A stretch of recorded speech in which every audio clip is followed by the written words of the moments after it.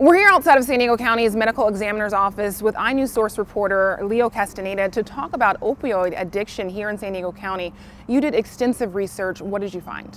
We found that this has been a problem that has been growing over the last 9-10 years. All throughout San Diego County, it's hit virtually every corner of the county.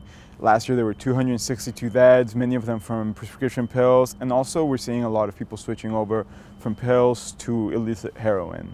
And in addition to the numbers, you touched on some personal stories. Tell me about that. That's right. I talked to Sherry Rubin. She's the founder and director of the Hope Together Foundation, and she first got involved with this issue through her son. He was a football player at Pirate High School, very healthy kid, and here's her story.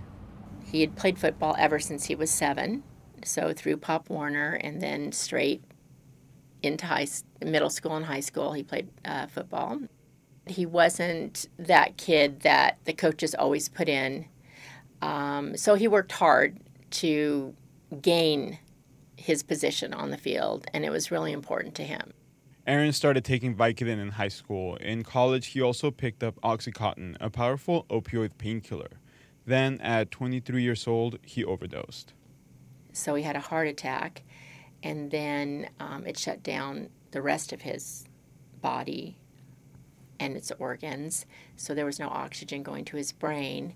So he suffered 2 strokes, front and back, both sides of his brain. He was in a coma for over a month and on life support, and we started planning his funeral, but then he started opening his eyes. Today, the Rubins visit schools, sharing their story. For Sherry, Aaron is the one that makes a difference. I could go in and say 1,000 words, and they're not going to listen to me, they're not going to remember me, but they will never forget Aaron. The picture of who he was before and seeing him in a wheelchair, how he is now. So, their goal is to face the stigma of addiction and educate young people about the dangers of opioids, like prescription pills. It's too late for my son. It's too late for my family. But it's not too late for others. And so that's why we do what we do. Not for us. For all of those families that don't think it will happen to them. We're trying to make that come true. So as we just saw, addiction to painkillers, abuse of painkillers can devastate families and ultimately lead to death. What are you seeing as far as the deaths related to this issue locally?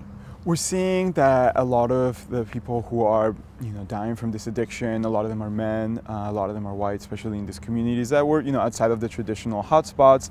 And then a lot of them are young. The bulk of the individuals dying are older, and that has to do with pre-existing conditions like heart problems or liver problems. But when we look at people who visited emergency rooms like Aaron did and survived related to opioids, half of them are people in their 20s and 30s. So we're seeing a lot of young people becoming addicted to painkillers and heroin. And you mentioned hotspots, which you had said were like downtown areas, City Heights areas, and now it's spreading, the problem is spreading. But how big of an issue is this in San Diego's more rural communities, suburbs?